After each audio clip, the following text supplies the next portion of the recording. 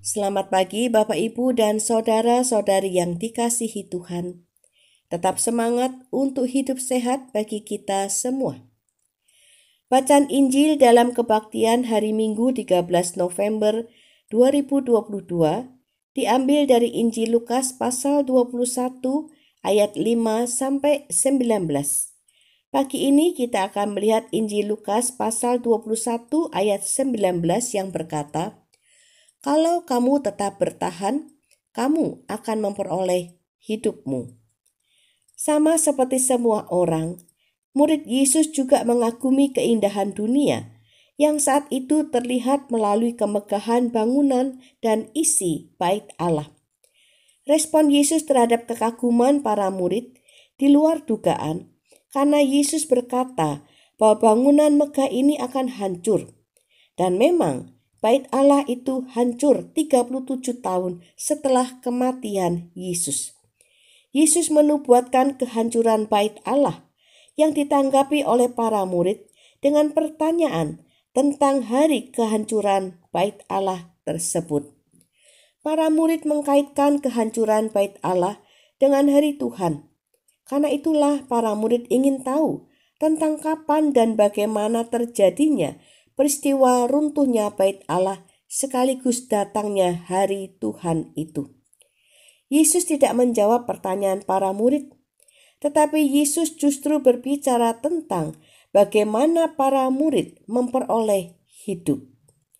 Yesus memaparkan kejadian-kejadian yang biasa terjadi seperti nabi-nabi palsu, peperangan, gempa bumi, penyakit sampar, kelaparan, bahkan penganiayaan. Kejadian-kejadian yang sepanjang masa terjadi, namun dapat membuat manusia, termasuk para murid, goyah imannya. Yesus menghadapkan para murid dengan kenyataan yang datang silih berganti di sepanjang masa. Dan tidak ada seorang pun yang dapat menghindar dari kesusahan hidup. Karena itulah Yesus berpesan kepada para murid agar mereka waspada dan bertahan dalam menjalani hidup dengan segala persoalannya. Waspada berarti berhati-hati agar tidak disesatkan baik oleh nabi-nabi palsu maupun oleh peristiwa-peristiwa yang terjadi sehingga para murid tidak salah memberikan respon. Bertahan menggambarkan kesetiaan dan ketangguhan saat menghadapi penderitaan. Para murid akan mengalami banyak penderitaan, baik penderitaan karena persoalan dunia maupun penderitaan karena mereka adalah murid Yesus. Yesus tidak mengajarkan para murid untuk menghindar dari penderitaan.